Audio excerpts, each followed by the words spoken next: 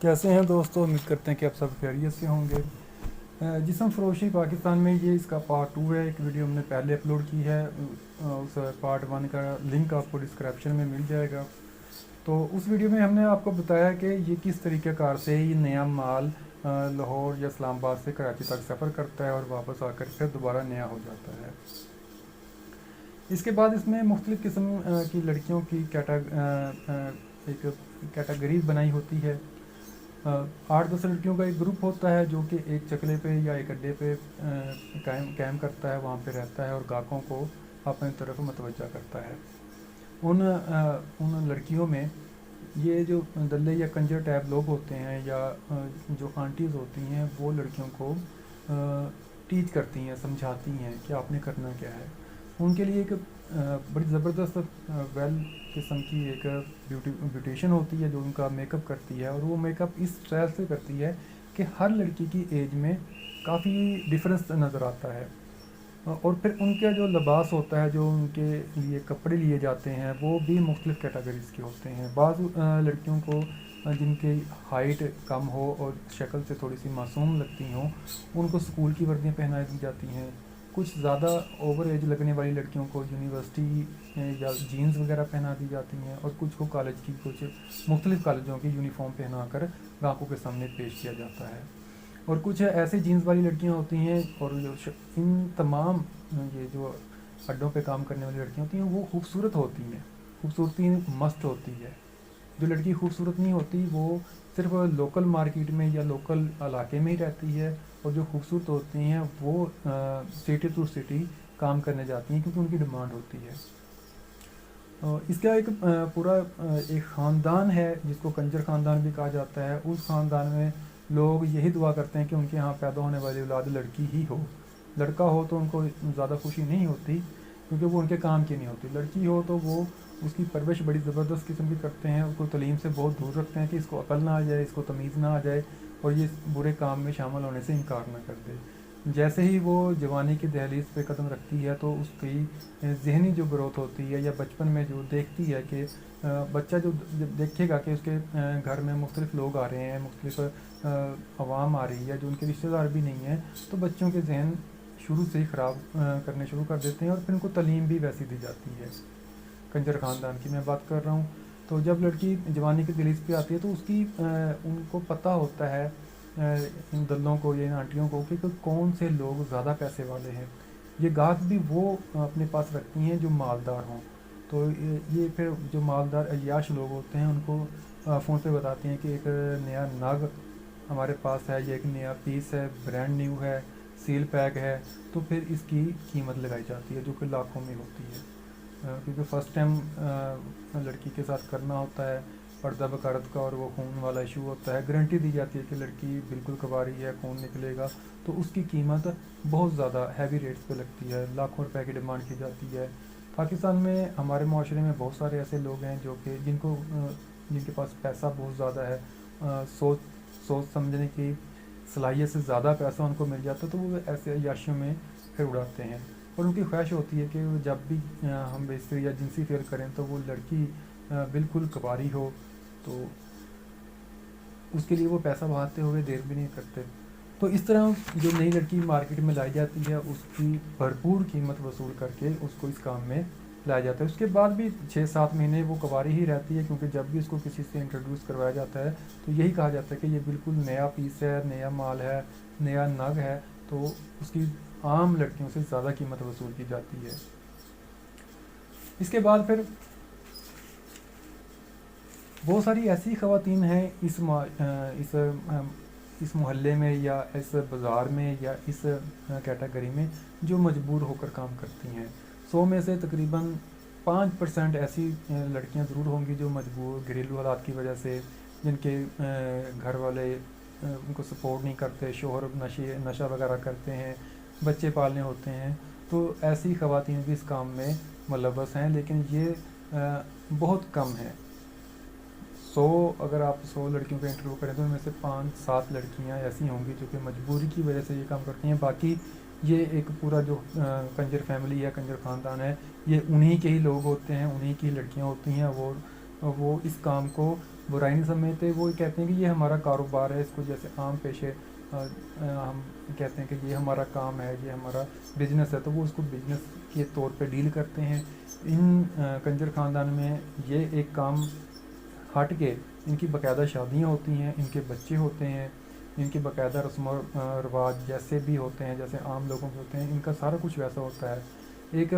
اڈے والی لڑکی جو کنجر خاندان سے تعلق رکھتی ہے، جب اس کی شادی ہوگی تو صاف ظاہر ہے وہ جو اس کا شوہر ہوگا وہ بھی اسی خاندان سے ہوگا، اس لیے ان میں غیرت تو ہوتی نہیں ہے، تو یہ اس کام کو بزنس کا نام دے کر کام کی جگہ پہ رکھتے ہیں، اور اپنے جو ان کے آپس کے معاملات ہیں وہ بالکل انڈرسٹوڈ ہوتے ہیں، ایک دوسرے کے ساتھ بالکل پیار محبت سے رہتے ہیں۔ ان کو بھی آپس میں محبتیں ہوتی ہیں، ان کے بھی ویسے رشتے ہوتے ہیں جیسے عام ہم لوگ گھروں میں اپنی فیملیز کے رشتے کرتے ہیں۔ ان کے رشتوں میں بھی ویسے لڑائیاں ہوتی ہیں جیسے ہمارے ہاں رشتوں میں لڑائیاں ہوتی ہیں، اس نے پھوپھی کے گھر نہیں کروانا، اس نے مامے کے گھر نہیں کروانا، ایسے بالکل یہ سیم پروسیس ہے، بس یہ ان کا بزنس ہے، یہ اس کو مائنڈ نہیں کرتے کیونکہ ان میں غیرت وغیرہ نہیں ہوتی۔ گھروں پہ جو مجبور خواتین ہوتی ہیں وہ اپنے گھروں پہ کوئی نہ کوئی بہانہ کرتے ہیں کہ ہم کسی کوٹھی پہ کام کرنے جا رہی ہیں یا کسی فیکٹری میں کام کرنے جا رہی ہیں، اور یہ اکثر دن کے اوقات تک رہتی ہیں، جبکہ جو کنجر خاندان کی لڑکیاں ہوتی ہیں وہ نائٹ بکنگ پہ بھی جاتی ہیں، ان کی نائٹ کے ریٹ الگ ہوتے ہیں، اور جو گاہک وہاں پہ اڈے پہ ملنے آتے ہیں ان کی پھر ٹائمنگ فکس ہوتی ہے، گھنٹہ آدھا گھنٹہ، اور اس کے ریٹ الگ سے ہوتے ہیں۔ اس کام میں خوبصورتی بہت اہمیت کی حامل ہوتی ہے، خوبصورت لڑکی کی بہت ڈیمانڈ ہوتی ہے، خاص طور پر کالج والی لڑکیوں کو بہت زیادہ پسند کیا جاتا ہے۔ یہ کالج والی لڑکیاں کیسی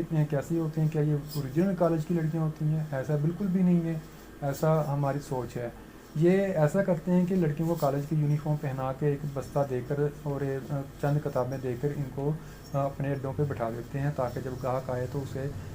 محسوس ہو کہ یہ واقعی کالج میں پڑھنے آئی تھی اور بیچاری مجبور ہے، یا جو بھی اس کا پیچھے میٹر ہے یہاں اڈے تک پہنچ گئی ہے، اب اس کالج والی لڑکی کی یہ پیسے زیادہ لیں گے۔ اور پھر اس کے بعد جینز والی لڑکیوں کی اس کام میں بہت زیادہ ڈیمانڈ سمجھی جاتی ہے یا پائی جاتی ہے۔ جو لڑکی جینز پہن کے وہاں پہ بیٹھی ہوگی اس کا ریٹ تمام لڑکیوں سے زیادہ ہوگا، اور اس کو وہ کہیں گے یہ یونیورسٹی کی لڑکیاں وہاں سے آتی ہیں اور یہاں پہ یہ جنسی فعل سر انجام دینے کے لیے اور پیسہ کمانے کے لیے آتی ہیں۔ اس کے بعد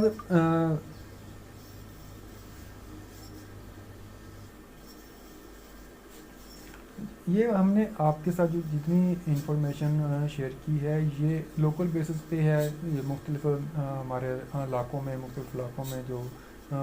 رنڈی کھانے جن کو کہا جاتا ہے یا چکلے کہا جاتا ہے یا اڈے کہا جاتا ہے، ان کی جو انفارمیشن ہے اس پہ یہ بیس کرتی ہے۔ تو اس طرح یہ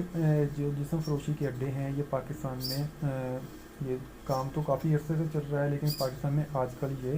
اس طریقے سے چل رہا ہے کہ آپ ان کو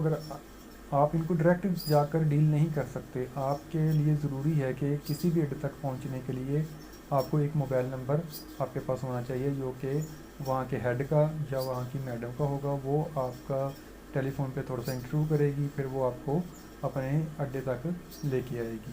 طریقہ کار ان کا یہ ہوتا ہے واردات کا کہ اگر آپ کو کہیں سے بھی نمبر مل گیا ہے آنٹی کا، تو آپ اس کو فون کریں گے اور کہیں گے کہ میں نے ٹائم جنسی فیئر کرنے کے لیے مجھے ایک لڑکی چاہیے۔ تو پہلی بار آپ اس کو کال کریں گے تو وہ آپ کو اتنا خاص گھاس نہیں ڈالے گی، ان کو پتہ ہوتا ہے کہ یہ اب اگر اس نے کال کیا تو اس کو ضرورت ہے دوبارہ بھی کال کرے گا۔ پھر وہ کہے گی کہ آپ سے ایڈریس پوچھے گی کہ آپ کہاں کے ہو، اور وہاں پہ ایک بندہ آپ کو لینے آئے گا، وہ آٹو پہ آئے یا گاڑی پہ آئے، اور جب وہ آٹو یا گاڑی والا آپ کے پاس آئے گا تو وہ رستے میں باتوں سے آپ کی مالی پوزیشن کے بارے میں پوچھے گا، اپنے کام کاج کے بارے میں پوچھے گا، اگر آپ کو جاب کرتے ہیں اس کے بارے میں پوچھے گا، وہ آپ کا دوست بن جائے گا، بالکل اس طرح دوست بنے گا کہ آپ کہیں گے کہ اس سے پہلے ملاقات کیوں نہیں ہوئی۔